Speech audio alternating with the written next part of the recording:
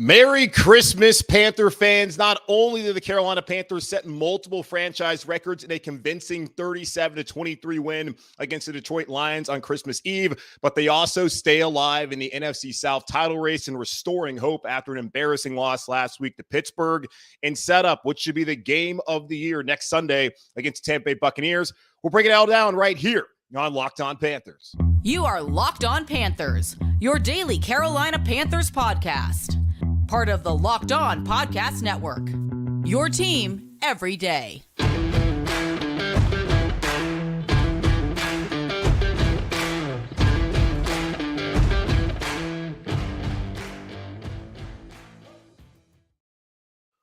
Welcome into another edition of the Locked On Panthers podcast, a part of the Locked On Podcast Network. I'm your host, as always, Julian Council, talking Carolina Panthers with you every Monday, Tuesday, Wednesday, Thursday, and Friday. Your team every day. That's our motto here on the Locked On Podcast Network. Make sure to watch our show and subscribe to our show over on our Locked On Panthers YouTube channel, where I am live right now following the Carolina Panthers 37-23 win on Christmas Eve against the Detroit Lions.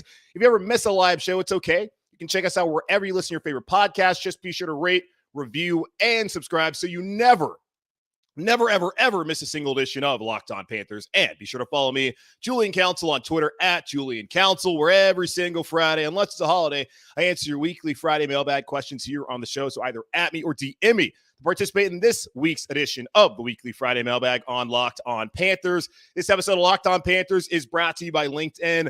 LinkedIn Jobs helps you find the candidates you want to talk to faster. Post your job for free at linkedin.com/LockedOnNFL.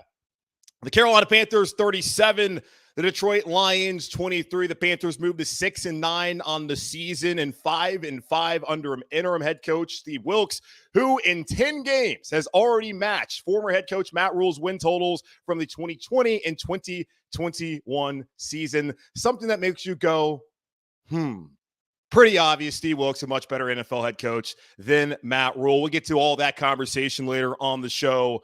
But going into this game, the Panthers had to win. I felt like this was a must-win game against Detroit at home. Steve Wilks spent the entirety of last week talking about we have to protect the bank. I had told y'all it would be hard for me to really buy into this being a playoff contender if after a win against Denver, the bye, then the big win on the road against Seattle, the only road win of the season, if the Panthers could not follow it up by beating a Pittsburgh Steelers team who the Panthers, quite honestly, are better than. And last week, they got embarrassed. They got dominated at the line of scrimmage. And Steve Wilks spent the entirety of this week challenging that offensive unit that, in truth, they felt embarrassed. And he mentioned it multiple times throughout the week and today following the game after the Panthers won 37-23. He had talked about we need to reestablish our physicality at the line of scrimmage. We need to get back to that playoff mentality that he had talked about leading up to that Seattle Seahawks game. Everything he's talked about since he's came here has been about the trenches, winning up front. We can talk about quarterback play. We can talk about the skill position players. We can talk about corners, all that kind of stuff. Football can be a very simple game. Whoever wins at the line of scrimmage more times than not is going to win that game. And what we've seen in the 5 wins, the Panthers have dominated the line of scrimmage, which they did today. And we saw right out the gate but the Carolina Panthers were going to respond, and they were going to be ready for Detroit with a 30-yard carry from Chuba Hubbard on the opening play of the game. In one play, the very first play of the game, the Carolina Panthers surpassed last week's rushing total of 21 yards. Still mind-boggling to me that the Panthers on 16 carries only had 21 yards rushing. It's Pittsburgh, but right out the gate, we knew the Panthers were not going to have that kind of day as Chuba Hubbard broke loose for 30 yards, and that was just the beginning. 5 plays, 78 yards, all rushing plays on an opening drive touchdown, the first opening drive touchdown of the season for Carolina. But a few of the concerns that we had last week weren't just on the line of scrimmage. It was the Panthers' inability to get off the field on third down. Detroit, on their opening drive, goes down the field, goes 2 for 2 on third down, and honestly made it easy. And also the current concern, too, was not any pressure on Jared Goff.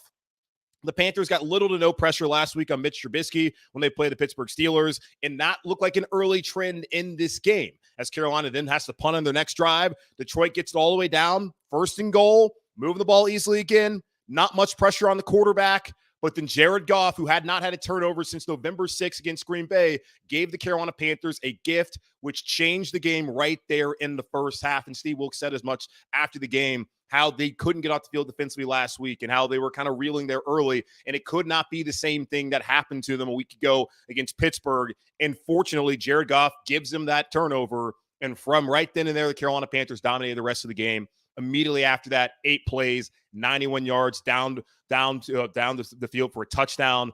Chuba Hubbard in it, Deontay Foreman in it, Sam Darnold throwing the ball well, running the ball as well. The Panthers offense was rolling in the first half, where 240 yards rushing, which was a franchise record for the most first half rushing yards in franchise history, 10.9 yards per carry. They also set a franchise record in the first half for the most total yards in the first half with 364 yards. The previous total or previous high was back against Atlanta in 2015, where they had 349 yards total in the first half of that game. They averaged 10.7 yards per play in the first half, and it was Foreman and Hubbard doing it from the get-go. Foreman with 10 carries, 104 yards, and a touchdown in the first half. And Chuba Hubbard, 6 carries for 109 yards rushing again in the first half. The Panthers continued to show that offensive prowess that we have not really seen throughout the season. Yes, since Steve Wilks took over, they have established an identity running the football. We've seen in their wins that they rush for over 200 yards on the ground, and that's where it all starts with. And we know what the formula is. Run the ball well, control the line of scrimmage, and don't ask too much of Sam Darnold, who, by the way, the last 2 weeks has played pretty damn well. And I got to give my rose to Sam Darnold here in a moment, and even to Ben McAdoo, who has been much maligned, and certainly people should be critical of him as the OC. And by no means am I saying he should be the long-term OC here in Carolina, but you got to give credit when his credit's due. So I'll give that to those guys later. But this offense was excellent. I was honestly sitting there at home just laughing my ass off, considering how bad they can be at times. Really, the first 5 weeks of the season, but they've gotten better. They've been consistent. But it's just funny to see how one of the worst offenses we felt in Panthers history about 2.5 months ago now holds franchise records for rushing yards at 320 and total yards at 570 in this game. The previous rushing total high was 299 back in 2008 versus Tampa. The previous total yard high was 548. I don't know who that was against, but the Panthers set franchise records with rushing yards in the first half, total yards in the first half, and in the total of the game, 320 yards rushing, 570 yards total. It was an offensive explosion that we have not seen in a very long time. I feel like the last time we really saw a performance like this was honestly kind of the Tampa game back in 2018. We were feeling good about this team. They were 6-2. We were talking about, hey, could this be a Super Bowl contender? That's the last time I really felt this good about a Panthers offense following a game. So it was awesome to see what they were able to do today in that game against Detroit. And Detroit, defensively, no, they're not great. They're 26th in the league against the run coming into today. They're not one of the best defenses in the league, and I've known that. But they still had won 6 of 7 because the defense had played better.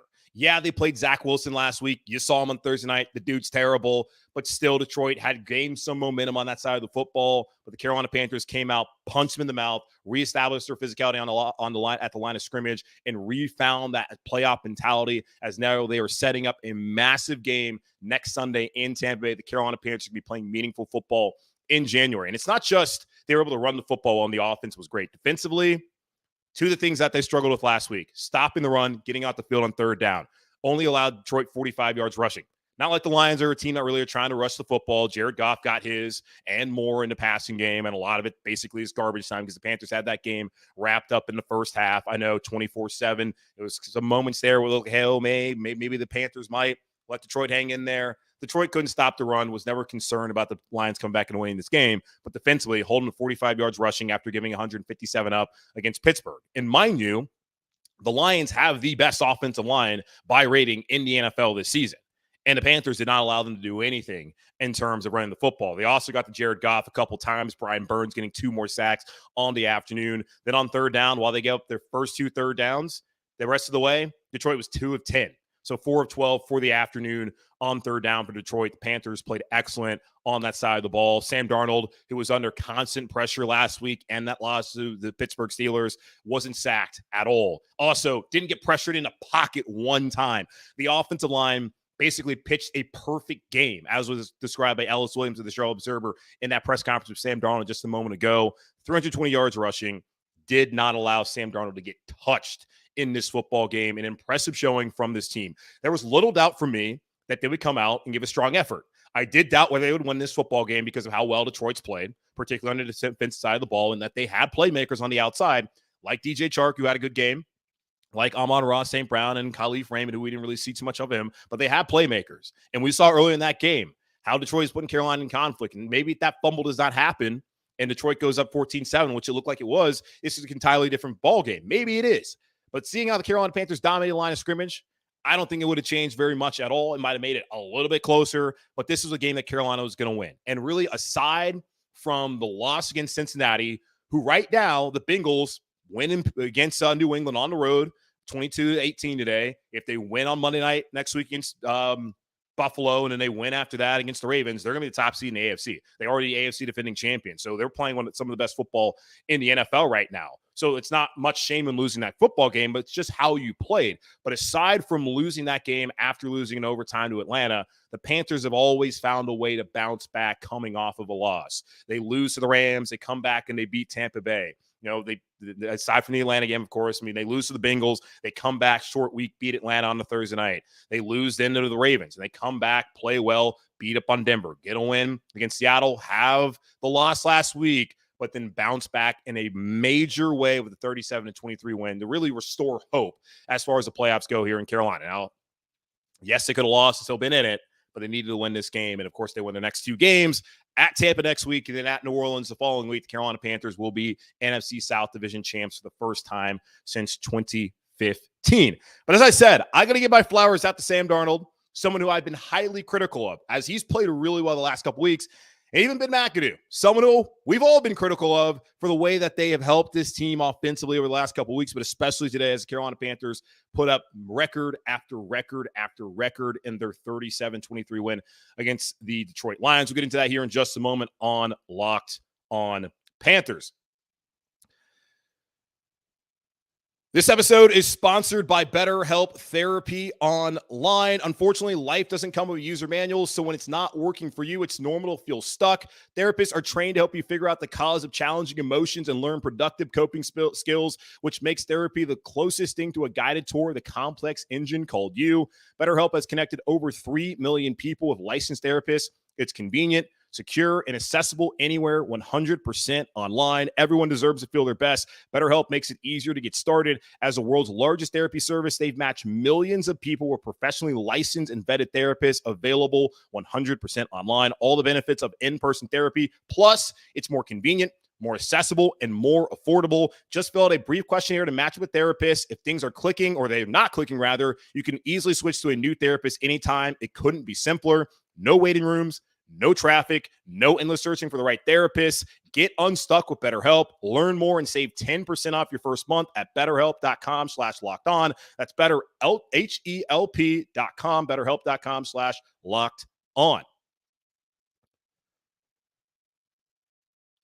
This episode of Locked On Panthers is also brought to you by LinkedIn Jobs. These days, every new potential hire can feel like a high-stakes wager for your small business. You want to be 100% certain that you have access to the best qualified candidates available. That's why you have to check out LinkedIn Jobs. LinkedIn Jobs helps you find the right people for your team faster and for free. It's so easy to create a free job post on LinkedIn Jobs. Once you do, be sure to add the purple hashtag hiring frame to your LinkedIn profile to spread the word that you're hiring. Simple tools like screening questions make it easy to focus on candidates with the right skills and experience so you can quickly prioritize who you'd like to interview and hire. It's why small businesses rate LinkedIn Jobs #1 in delivering quality hires versus leading competitors. LinkedIn Jobs helps you find the qualified candidates you want to talk to faster. Post your job for free at linkedin.com/lockedonnfl. That's linkedin.com/lockedonnfl to post your job for free. Terms and conditions apply.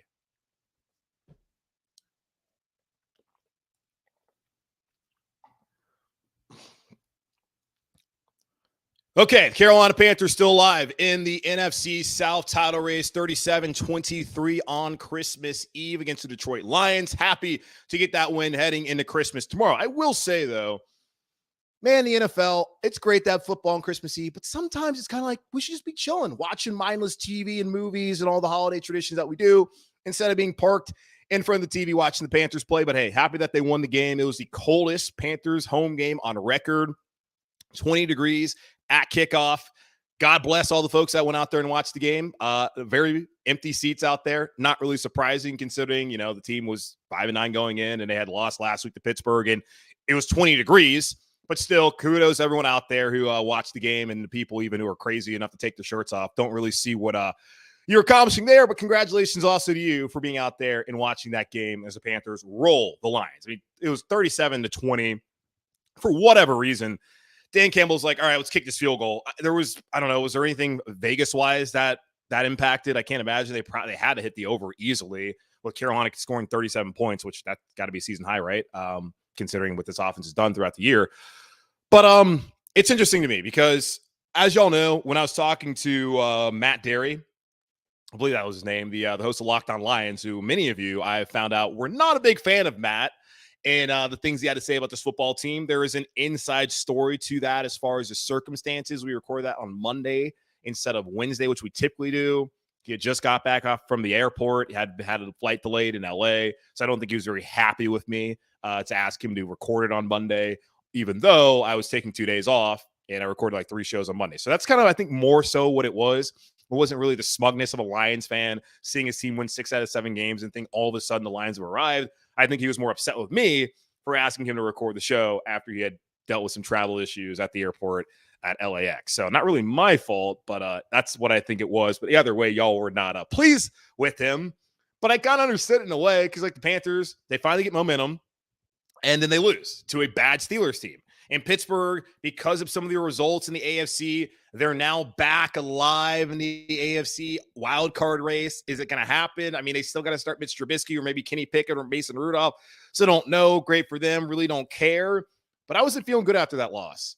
And I know I tell y'all it's a week-to-week league. Any given Sunday, you can't get too high, can't get too low. But it's really hard to not kind of take too much out of one result, especially when you feel you're at the point where this team is going to find some sort of consistency on the ground. And Pittsburgh, against a third stringer the week prior against the Ravens, could not get off the field on third down, and they could not stop the run. And the Panthers were rolling against bad. I mean, yeah, the Broncos, great defense, couldn't stop the run. Seahawks, bad defense against the run. Panthers did their thing. But Pittsburgh, last in the league in rushing defense last year. They were top 10 at some point in the league. They were 7th, and they have fallen back to 15th going last week. They weren't as good. And Baltimore's a team, as we've seen, wants to run the football. And the Panthers are a team, as we know, want to run the football. So I was discouraged by the Panthers not being able to go out there and do it. And yes, it's my Tomlin coach football team, and the Panthers only beat Pittsburgh one time in their franchise history, coming back in 96. So I get all of that. But still, when you start to feel good about the team, they finally do something they have not done all season long, the playoff mentality, all that, and then they lose like that, it's then hard to kind of get yourself back charged up against a team, albeit the Lions, who it's the Lions, but still a Lions team is playing well. So it's just funny to me. I feel like an NC State fan sometimes when watching the Carolina Panthers. And I think you State fans might understand or agree with this. Maybe you won't. I don't know. But with the Carolina Panthers, like with NC State, when you expect the least, you get the most. When you expect the most, you get the least. And that's kind of what we saw play out today when I didn't really expect them necessarily to win the game. I thought they would be competitive. I felt like they would respond in a positive way, which they certainly did. And they showed us on the opening play of the game. But this damn team is befuddling, y'all. Like, why can't they just do this every single week? Now, of course, they're not going to run for 320 yards every week. This is not college football. It's not going to happen like that. But why can't they at least be consistent in terms of rushing for like 150 a week? Why can't they have the consistency that we saw with the balance in the pass game and the run game, the complementary football they played defensively? Like, why can't they be consistent? It's a young football team, and Steve Wilkes continues to remind us that. And I've said as much as well. It's a young team, still learning how to win, trying to piece things together. And we know all of the circumstances of what has been one of the weirdest Carolina Panthers seasons that we've ever had. I know we've always tried to liken back to 2014, what happened there. That team was coming off a great year. And it wasn't like a coach got fired after the first 5 weeks. It wasn't like your supposed best player in Christian McCaffrey got traded. And Christian obviously still a great player. I'm not saying he's not, but the offense got better after losing Christian. And that's more philosophy, I think, than the utilization of players. And maybe that also goes hand in hand. I think you kind of understand what I'm trying to go with that here. but there's so many wild things that have happened this season. So you can understand how, like, when everything is chaos around you, it might be hard for the team to be 100% locked in as a young team and find the consistency week in and week out to play the way that they played today and that they played against Seattle and against the Denver Broncos and even against the Falcons both times, one of them in a loss. Like, they play hard, they play well, and, you know, they don't make mistakes like they didn't make a mistake today, no turnovers. Then this Panthers team can compete with most teams in the league. Like, are they going to compete with Cincinnati, who might be the best team in the AFC? Probably not, as we saw, but they should be a lot better than they were in that game. So in San Francisco, we saw they got blown out, but they should be much better in that game. I don't know how big the gap really is between the Niners and the Panthers and the Bengals, and we can even throw in Kansas City and Philadelphia, I guess, right now, and all those other teams, but I don't think it's as wide as we saw when they played two of the best teams in the NFL this year earlier on in the season. So week-to-week league, all that, I just want consistency. So hopefully, fingers crossed for the next 2 weeks, this Panthers team that we saw today, and we've seen in the 5 wins under Steve Wilks, hopefully this is the same team that we can see over the next 2 weeks at Tampa and at New Orleans. They certainly need to be, considering they've only won one time on the road. So while we're going to be excited now, we're going to get our hopes up, we still have to understand that the Lions defense ain't good and that you're still having to do something they have not done. You've only done one time, which is go on the road and win, but you're going to have to do it twice. So not saying the Panthers can't do it. They absolutely can do it. I think that I would not be shocked if they do it. I would not be shocked if they don't do it. I'm hoping for the best. Now, two guys that will be key to the Carolina Panthers being able to finish out with 3-game winning streak and go 8-9, win the NFC South are going to be Sam Darnold and Ben McAdoo. If y'all been watching this podcast or listening to it since I started over, so really listening to it since I started it back in March of 2021, one of my first episodes was talking about how I did not think that the Carolina Panthers should go after Sam Darnold. And we saw last year why I felt that way. He was not good. But since getting that reset and getting injured in the final preseason game against Buffalo with that ankle injury and having to sit out and watch Baker and watch PJ and kind of sit back, study the playbook, and understand the mental aspect of the game, Sam Darnold has played well. We've also seen him do that last year in that 3-game stretch to start the season, but still, Sam Darnold is playing good football, and he's doing what the Panthers are asking him to do, which is really don't mess up, take care of the football, and when we ask you to pass the ball, be accurate, be on time, and make those plays short yard, intermediate, and down the field. And Sam Darnold has checked every single one of those boxes over the last 4 weeks of the season, where it's been the first time in his career where he's gone 4 games in a row without a turnover. Longest streak he's ever had. So credit to Sam. Honestly, credit to Sam Darnold for giving the Panthers and the rest of the NFL, I guess outside of the Jets, something to look at as far as what his future could be in the NFL. Is this Sam Darnold finally turning things around and showing that he actually can be a franchise quarterback? I don't know. He's not under contract here next season. We'll see how the coaching market plays out, whether it's Wilks or someone else, and what Scott Fitter and, of course, David Tepper, the owner, want to do here with the quarterback position. I would still imagine they're probably going to draft someone in the first round over wanting Sam Darnold to be the guy. Sam Darnold could be a bridge. I don't know. But Sam has played well. 15-22 for 250 yards and a touchdown through the air, 6 carries, 19 yards, touchdown, had a 121.4 passer rating. I'd say he's played well compared to everything we've seen of him in totality throughout his career. He has played good football, especially the last 2 weeks. The first 2 weeks, it wasn't like they were asking him to do that much, but he helped the team win by not turning the football over. Very easily, could have done it against the Broncos. Same thing with the Seahawks if Tariq Woolen's able to intercept that pass that was intended to DJ Moore in that opening drive, but he hasn't turned the football over. So you have to give him credit. My mother always told me, give credit when credit's due. And y'all know, I don't believe in Sam Darnold. He's played well. I still don't believe in him. I'm kind of just sitting here waiting for something bad to happen. But so far, so good for Sam. And he's helping the team win. So I'm very happy to see that with Sam Darnold over the last couple of weeks because I want him to succeed because he seems like a good dude. And I want the Panthers to win. So both of those things are happening 3 of the last 4 weeks. So good for Sam, good for the Panthers. Another person who I'm going to give flowers to, at least for today, is Ben McAdoo. He's not a good offensive coordinator. He's not a good play caller. He's probably never going to have another OC opportunity in the NFL. Probably doesn't deserve one. But he did a great job today in getting this game plan together. I understand that really it's Steve Wilks who said, we're going to run the damn ball because I'm a defensive guy. I don't need this pass-happy offense that's going 3 and out after 17 seconds and tiring out my defense. So I understand that. But McAdoo, he kept him on to call the plays. And we can sit here and complain about Ben McAdoo and the losses and the situations like Seattle where you're down there running the football well, and then you get to the red zone or get first and goal and you don't run the ball at all from the 4-yard line. That's wild. You can complain about that, but you also have to give the man credit for being able to help this team establish an identity on offense by rushing the football. Because since Wilks took over, like that, he told Ben McAdoo, this is what we're going to do. You come up with the Arby's package. Has Cade Mays in the backfield as a fullback. You bring in Cam Irving and Michael Jordan. You bring in those guys to help run the football. You put a greater emphasis on Chuba Hubbard and on Deontay Foreman. And you find a way to make Sam Darnold comfortable early on in the offense with a lot of these play actions and the bootlegs and those short throws on this underneath crossing routes, the tight ends, whether it be Tommy Trimble or whether it be Ian Thomas, catch the football, please. But you've been able to get him comfortable. So that credit has to really go to Ben McAdoo, along with the entirety of the offense and the coaching staff for finding that identity. And you look at today, they average 8.8 yards per play. 320 on the ground. That's 7.4 yards per rush. Foreman with 21 carries, 165 yards, touchdown. Hubbard, 12 carries, 125 yards. 250 through the air with Sam Darnold. Goose egg as far as turnovers. 4 for 6 in the red zone. 30 first downs. 11 of them coming on passing plays. 16 of them on rushing plays. The other 3 were awarded via penalty. So don't get me wrong. Ben McAdoo, not the guy I want to see here long-term as the OC, whether Wilks gets a job or it's someone else.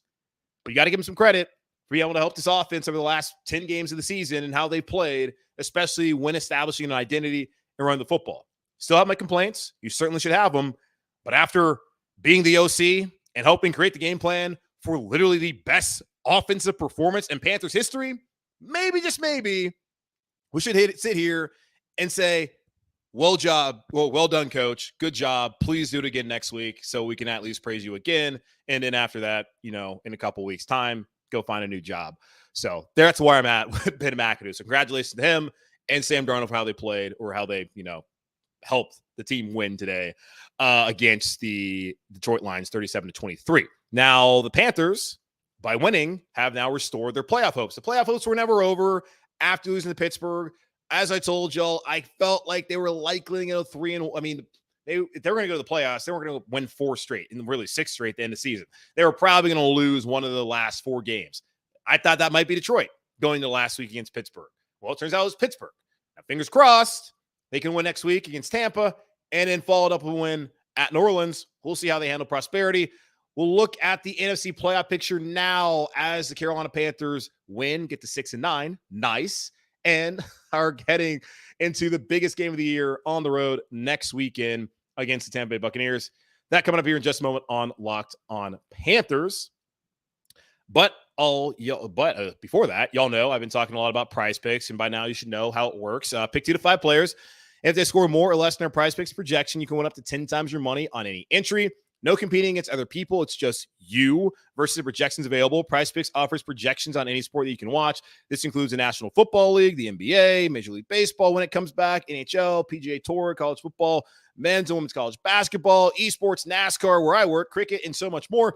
Entries can be made in 60 seconds or less. It's that easy, safe, and fast withdrawals. Currently operational in over 30 states and north of the border of us in Canada. Download the PrizePicks app or go to prizepicks.com to sign up and play daily fantasy sports. First-time users can receive a 100% instant deposit match up to $100 with promo code Locked On. If you deposit $100, PrizePicks will give you $100. If you deposit $50, PrizePicks will give you $50. Don't forget to enter promo code Locked On at sign up for an instant deposit match up to $100 when you download the PrizePicks app or go to prizepicks.com today.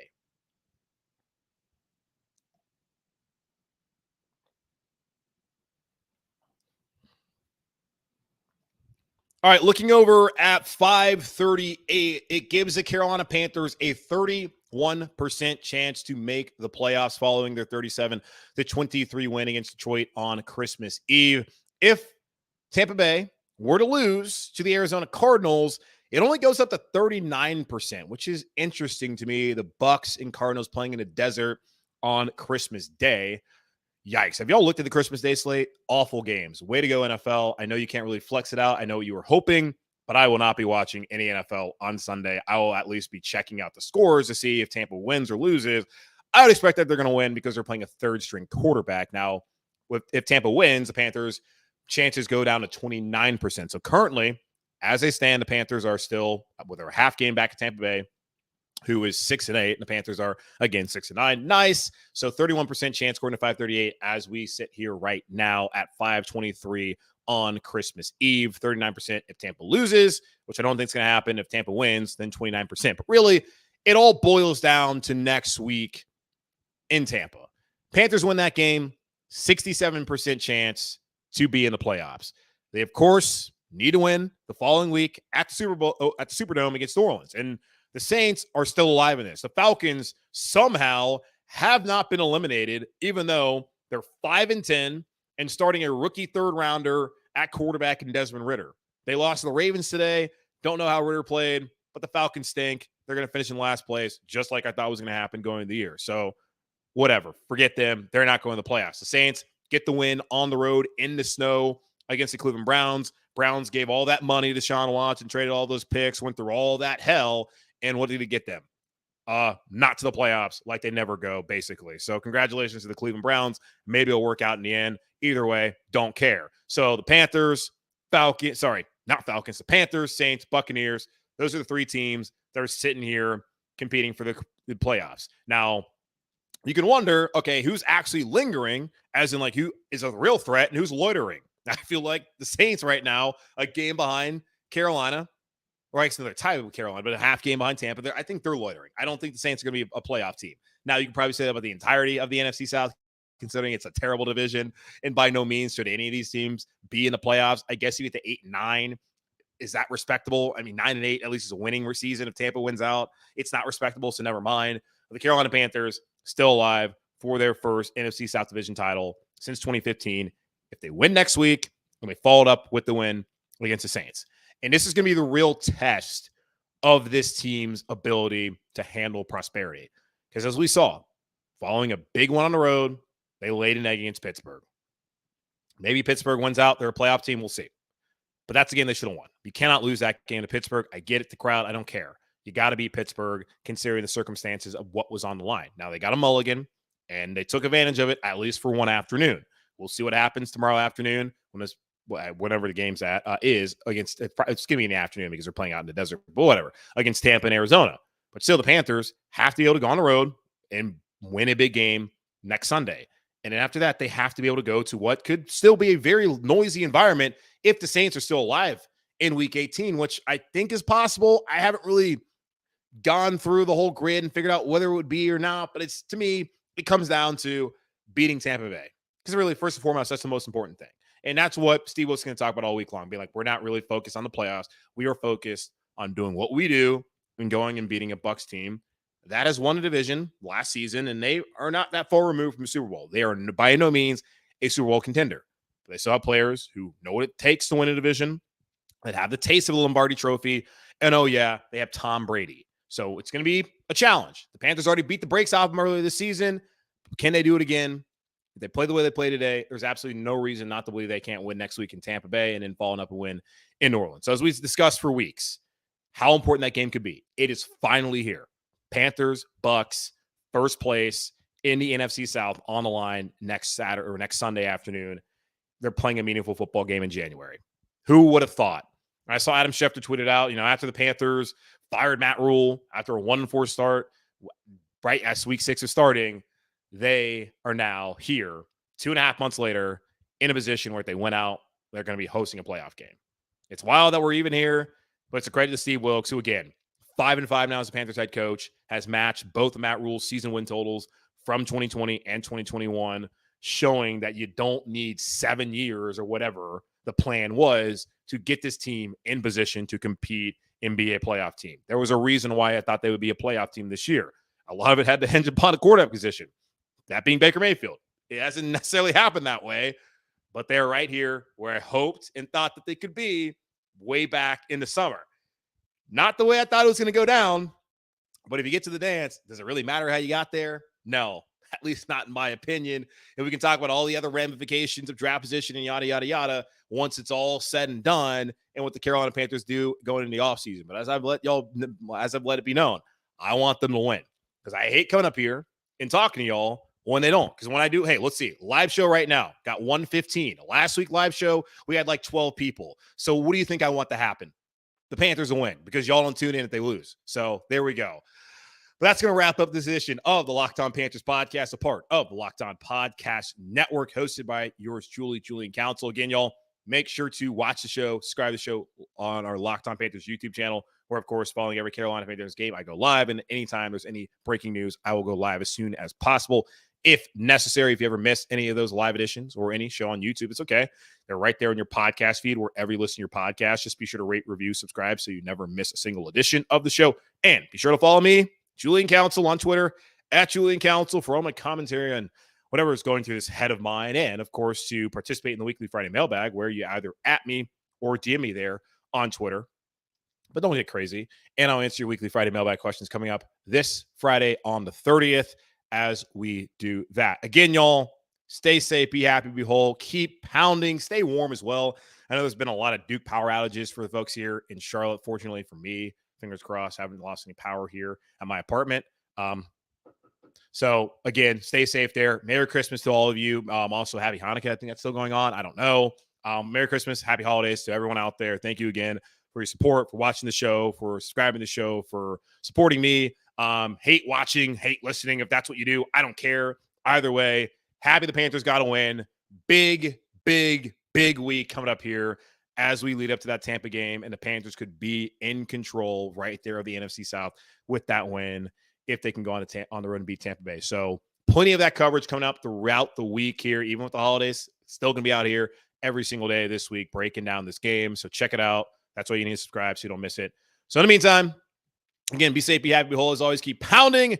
And I will talk to y'all on Tuesday. Yeah, Tuesday. Goodbye.